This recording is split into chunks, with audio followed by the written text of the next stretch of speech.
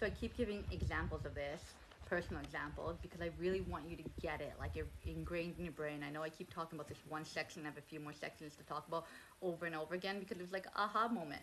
We always are told, don't be reactive, don't be negative, don't be this. But like, what's the bigger picture? Why? Because yeah, we know that it affects our mood, but why? Because we're in a construct, and the construct only reacts to the program that you feed it, right? Like, you're feeding into the negative loop. And we know this, like, by law of attraction has taught us this too, that um, when you think negative, the universe gives you back negative, right?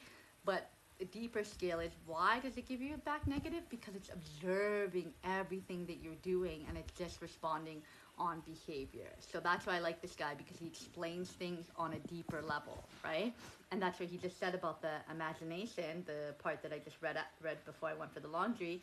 And it was like, what was it?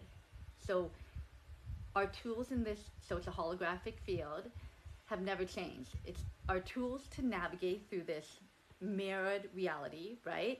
In this avatar body is intuition, imagination, intuition, empathy, compassion, even humor.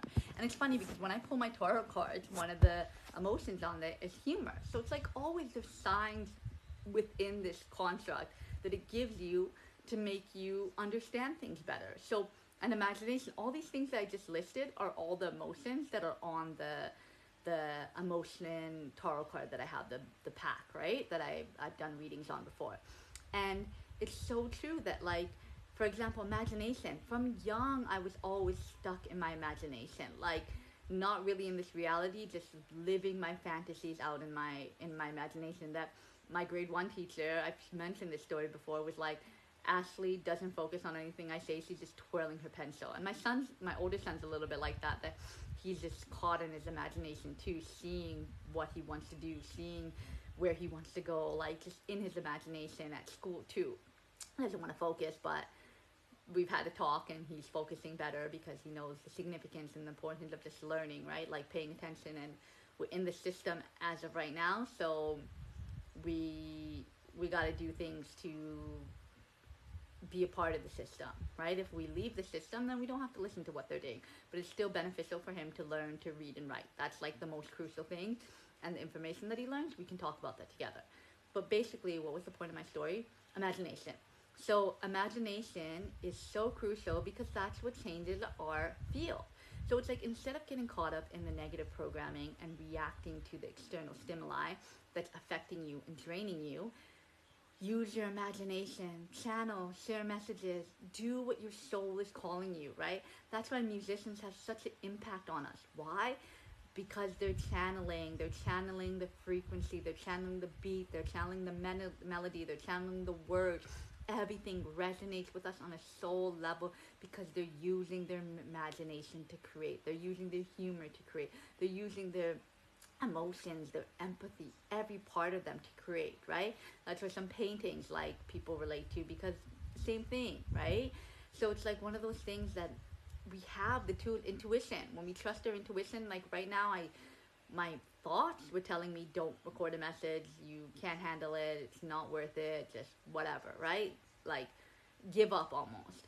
But wait until you're better, wait until you feel better, wait until you feel ready. But it's never about feeling ready. Me recording these messages for the last year is proof that it's never about feeling ready. It's about doing it even when you don't have the quote unquote tools to do it. Like, you don't have the even when you're not confident, do it. But you have the tools within you. You have the imagination, you have the empathy, you have the creativity, you have all of these things going for you, that you're able to do it. But you just need practice makes perfect for you to get better at things, right? So how we break out of that feedback loop is acting on our imagination, doing things that our passion fuels us, creating imaginative meals that feeds our soul, and empathy, being empathetic towards people, not judging people, like not allowing other people's decisions to irritate us or annoy us because we're reacting on the external stimuli. And intuition, trusting what our intuition tells us to do at each moment. And if that means sitting in silence until you can fully hear your intuition, if you're not aware if it's your intuition or not, if it's just thought, sit in silence, thing, because sometimes our intuition will tell us don't go after that. Our intuition can be fair in the sense of, hey, that's a dangerous situation, don't go there because that's going to lead to danger. So fear is not necessarily a bad thing. We teach our kids fear because they're going to run in front of a car and get themselves hit if we don't tell them to be fearful of crossing the road.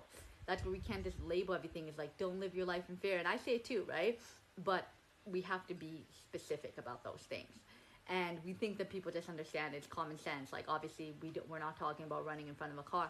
But at the same time, there's fear in our intuition, that like fight or flight thing that comes in when you're in a dangerous situation. But there's your intuition that will tell you, hey, don't go to that party tonight, or don't go to that place, or don't go on a date with that guy, or whatever it is, because your intuition feels off. Or when you get into a cab and you're like, this person's sketchy, your intuition will lead you, and you need to get out of that situation. So our intuition is constantly leading us in situations. So this is how we create the field, is by acting on those things. Those are the tools that help us create the field the way we want. Like even autopilot, for example. Before I had kids, I was not an autopilot, only in the sense of going to work, right? That was my autopilot, being a part of the system, that I had to go there every day at that certain time. But even at work, I manifested. It's so funny because, okay, I'll tell you another story. That I was working restaurant jobs and retail jobs and all these other customer service jobs, and I despised it. I did not like it. I was over it. At 21, I was like, I don't want to do this anymore. At my younger age, it was fun. You got to meet people, you got to make friends through that. And after that, I was like, no, I don't want to do this. It's so stressful, it's so annoying, and I don't want to deal with these customers who are rude and obnoxious. I don't want to deal with that anymore. So I manifested. I was like, I want to work as a receptionist. I just kept putting out into the universe. I was like, I want to work as a receptionist. I want to work as a receptionist. But again, you can say things, but you still have to take aligned actions to make those things happen. So there was this employment agency that I went to, and it's like a youth employment agency. So they usually don't have those type of administrative role jobs. They usually have, again, restaurant, customer service, those type of jobs. But the guy that was like my job search agent, like I don't even know what label, coordinator, whatever, we became like cool. Like we were just nice. He was good to me, and I explained to him everything, what I was looking for, and we would just talk. We were just nice to each other. And I told him, like, listen, I don't want to work any of the customer service jobs. Don't find me that. If anything opens up that's a receptionist job, please let me know, and I'll take it right away. Right? And he's like, we don't really get those, but if anything, I'll let you know.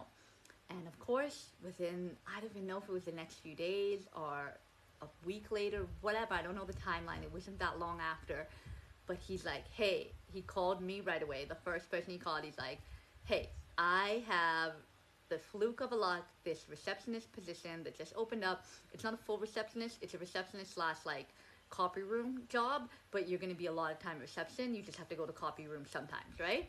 So do you want to go for the interview? It's in an hour basically. They want to meet you. Can you get ready and get there? I'm like, yeah, okay, I'll take it. And literally, I went. That boss, the person who I met for the interview and who became my boss after, like he became like an uncle to me. Like he was so pure-hearted, such a good soul. Like we're still cool to this day, like 10 years later, right? Longer than 10 years.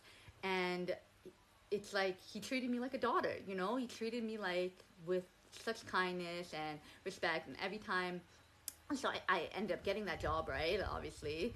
And but I had to go back to school in September, and whenever I would have break from school, he's like, okay, come work the same job. I'll keep you on payroll. I won't fire you. And when you're off for the summer, come during Christmas, come during the summer, you can work, and I'll just keep you in whatever site I have available, I'll put you at, right? I was like, wow, like that's so nice. No one's ever done that for me, that they actually kept me, because he just saw my heart, and that, like, you know, like I was a good worker, and I was kind, and I was bubbly and whatever. So he kept me there for years. I stayed on there, and then when I was finishing school, he got me another full-time receptionist position, and I was working that before I got pregnant and had my kid.